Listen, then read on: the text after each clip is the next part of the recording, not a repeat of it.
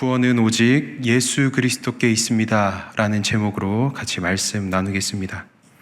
여러분 혹시 요즘 청년들이 많이 즐기고 있는 게임 중에 방탈출이라고 하는 게임을 혹시 아십니까? 이게 유행이 조금 지나기는 했지만 요 근래 청소년 청년들이 많이 하던 게임 중에 하나입니다. 방탈출이라고 하는 게임. 지금도 꽤 많은 청년들이 하고 있는데 아시는 분들도 계시겠지만 이 방탈출이라고 하는 게임을 어떻게 하는가 하면 준비되어 있는 방에 처음에 눈을 감고 아무것도 모르는 채로 들어가서 그 문을 잠굽니다. 그리고는 그 안에 준비된 문제들을 하나하나 풀어가면서 열쇠를 찾고 비밀번호를 찾으면서 그 방을 말 그대로 탈출해야 하는 게임입니다. 그런데 이때 문을 열기 위해서 우리가 맞는 열쇠를 찾고 그거에 맞는 비밀번호를 눌러야 하는데 혹시나 맞지 않는 열쇠, 맞지 않는 비밀번호를 누르면 어떻게 될까요? 그 방에서 나올 수가 없습니다. 누군가 그 방을 열어주기 전까지는 그 안에 있는 사람이 나올 수가 없는 것입니다. 오늘 말씀을 통해 우리에게 말씀하시는 이 메시지 어떤 것이냐 하면 이처럼 구원은 오직 예수 그리스도로 인하여 이루어진다라고 하는 말씀입니다. 단단히 잠긴 문을 열 수 있는 방법이 맞는 열쇠를 꽂거나 맞는 비밀번호를 누르는 것과 같이 우리에게 구원으로 인도하시는 열쇠는 오직 우리 주 예수 그리스도밖에 없다라고 하는 말씀입니다. 오늘 말씀을 묵상하시면서 다시 한번 우리에게 구원은 오직 예수 그리스도로 인하여 이루어진다라고 하는 이 믿음의 고백을 저와 여러분이 함께 할 수 있기를 소망합니다. 요한계시록 5장 말씀도 4장에 이어서 이 요한의 환상에 대해서 기록하고 있습니다. 어떤 환상인가 하면 우리 본문 1절 말씀을 통해 같이 보겠습니다. 읽어보겠습니다. 내가 봄에 보좌에 앉으신 이의 오른손에 두루마리가 있으니 안팎으로 썼고 7인으로 봉하였더라. 네, 이 보좌에 앉으시니 하나님의 오른손에 두루마리가 하나 있는데 이 두루마리가 일반적인 두루마리와는 다르게 안팎으로, 즉 양면으로 쓰여졌다라고 하는 것입니다. 그리고 또 이 두루마리가 7인으로 7번 봉해졌다라고 하는 것이죠. 고대에 일반적인 두루마리를 쓰는 양식은 한 면에 쓰고 다른 면에는 쓰지 않는 것이었습니다. 그런데 오늘 우리가 보고 있는 이 두루마리에는 안쪽과 바깥쪽에 양면으로 쓰여져 있고 또 봉하기를 한 번만 봉한 것이 아니라 7번 봉했다라고 되어 있는 것이죠. 그러니 이 두루마리가 얼마나 비밀스럽고 얼마나 이때 당시에 쓰던 양식과는 다른 두루마리인지 우리가 볼 수 있습니다. 그런데 천사가 또 나타나서 큰 음성으로 외치기를 이렇게 얘기합니다.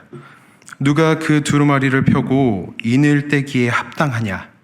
하늘 위에나 땅 위에나 땅 아래를 통틀어도 그 두루마리를 펴거나 볼 수 있는 사람이 없다라고 천사가 이야기합니다. 이렇게 말하고 있는 것이죠.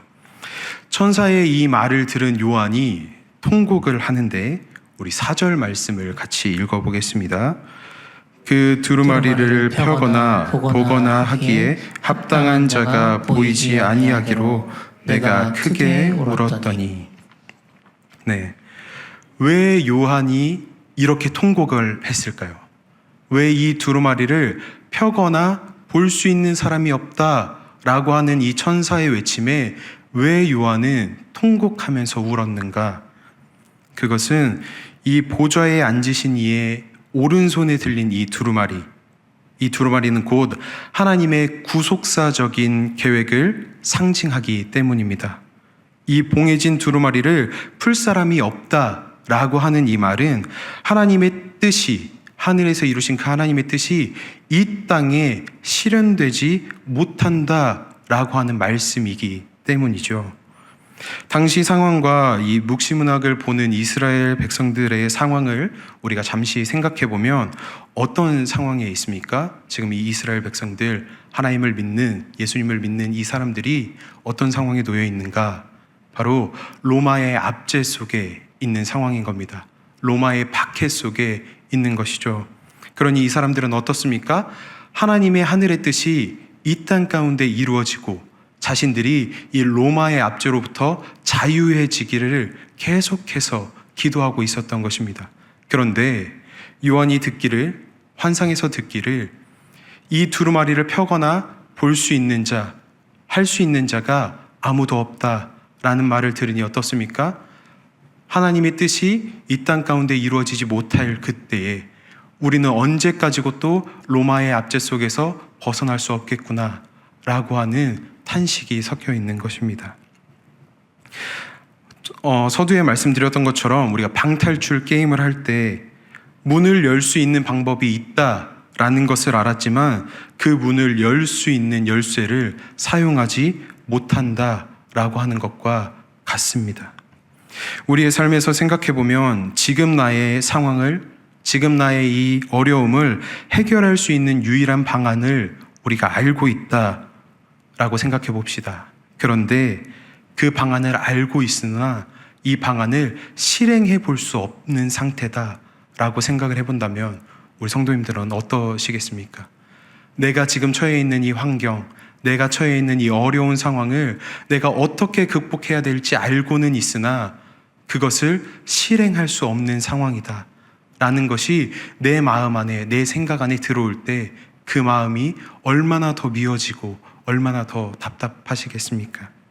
지금 요한이 겪고 있는 상황이, 요한이 마음에 품고 애통하고 통곡하는 상황이 바로 이 상황이다 라고 하는 것입니다. 그러니 요한은 통곡을 할 수밖에 없었다라는 것이죠.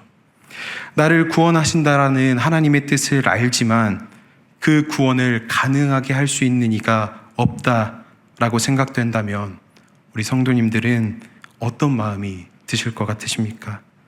이 요한과 같이 통곡하지는 않으시겠습니까? 그런데 그때 요한에게 24장로 중에 한 사람이 이렇게 얘기합니다. 본문 5절 말씀을 우리 같이 읽어보겠습니다.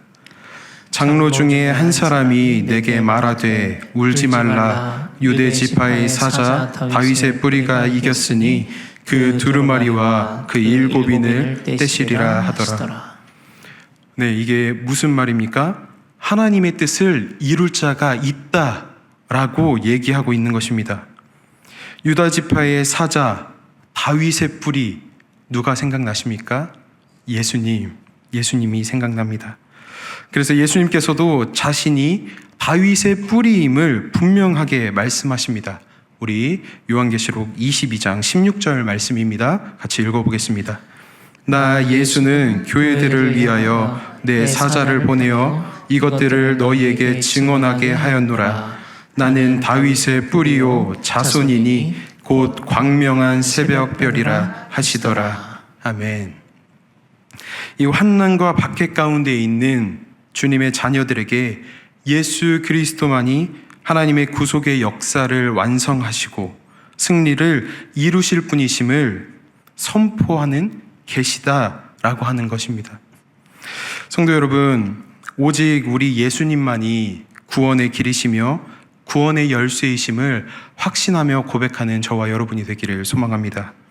오직 구원은 예수님으로 인해서 이루어진다라는 것을 우리가 잊지 않기를 바랍니다. 예수님께서도 말씀하십니다. 내가 곧 길이요 진리요 생명이니 나로 말미암지 않고는 아버지께로 나올 자가 없느니라 라고 분명히 말씀하셨습니다. 이 예수님의 말씀을 우리는 기억해야 합니다. 다시 말씀으로 돌아와서 장로의 말을 들은 이 요한은 보좌와 내 생물과 장로들 사이에 한 어린 양이 서 있는 것을 보게 됩니다. 그런데 그 양의 모습이 어떤 모습인가 하면 일찍이 죽임을 당한 것 같은 모습입니다. 이것이 뜻하는 것이 무엇인가 하면 예수님의 십자가 희생의 흔적이 남아있다라고 하는 것입니다. 그 양에게는 7뿔과 7눈이 있는데 이것이 의미하는 것은 뿔은 완전한 권능을 의미하고 눈은 완전한 지혜를 의미합니다.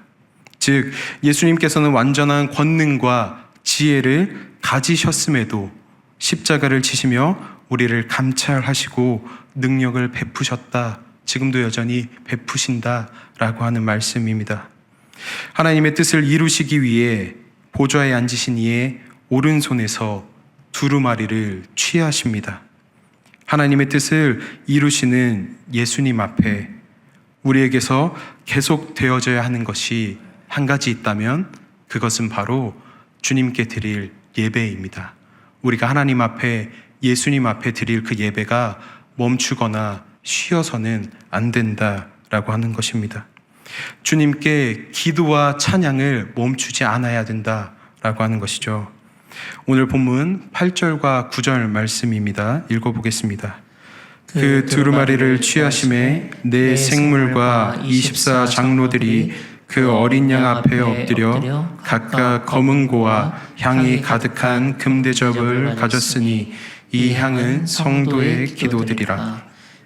새 노래를 불러 이르되 두루마리를 가지시고 그 임봉을 떼기에 합당하시도다. 아멘. 우리를 구원하신 그 주님 앞에 예배 드림이 합당한 것임을 우리가 믿음으로 고백할 수 있기를 바랍니다. 우리를 주님의 보혈로 인하여 하나님께 드리시고 하나님의 자녀, 하나님의 백성 삼으시고 제사장 삼으시고 이 땅 가운데에서 죄로부터 자유할 수 있도록 인도하신 그 하나님의 사랑, 그 예수님의 은혜를 우리가 기억하면서 주님께 예배드리기를 쉬지 않는 저와 여러분이 되기를 소망합니다. 오늘 본문 13절, 14절도 같이 한번 읽어보겠습니다. 모든 피조물이 이르되 보좌에 앉으신 이와 어린 양에게 찬송과 존귀와 영광과 권능을 세세토록 돌릴지어다 하니 내 생물이 이르되 아멘 하고 장로들은 엎드려 경배하더라. 아멘. 사랑하는 성도 여러분, 오늘 우리가 주님 앞에 드리는 예배의 모습이 바로 이러한 모습이 되기를 바랍니다. 주님의 사랑에 그 한없으신 은혜에 감사드리며 오직 구원은 우리 주 예수 그리스도로 말미암아 이루어진다라고 하는 것을 고백하면서 주님 앞에 모든 찬송과 영광과 권능과 존귀를 올려드리는 예배, 우리가 그 마음으로 그러한 모습으로 쉬지 않고 드리는 하나님께 온전한 예배, 영과 진리로 드릴 줄 아는 예배를 드리는 그런 예배자가 되시기를 주님의 이름으로 소망합니다. 우리가 마지막에 읽은 이 말씀과 같이 오늘 이 하루도 하나님 앞에 구원받은 자, 하나님 안에 구속된 자로서 온전히 주님께 영광과 존귀와 우리의 힘을 다한 예배를 올려드리는 저와 우리 열린배대 공동체 되기를 주님의 이름으로 소망합니다. 아멘. 기도하시겠습니다. 사랑이신 하나님, 오늘도 여전히 우리를 구원하시는 주님의 사랑에 감사드립니다. 구원은 오직 예수 그리스도로 말미암아 이루어진다는 것을 다시 한번 새기며 우리의 생명 되신 주님 앞에 기도를, 찬송을, 예배를 쉬지 않는 우리 모두가 되게 주님 인도하여 주시옵소서. 오늘 이 하루도 주님께 모든 찬송과 존귀와 영광을 올려드리기를 갈망하오니 주여 기쁨으로 받아주시옵소서. 이 모든 기도 자신의 생명을 내어주시면서까지 우리를 사랑하신 우리 주 예수 그리스도의 이름으로 아버지께 기도드립니다. 아멘.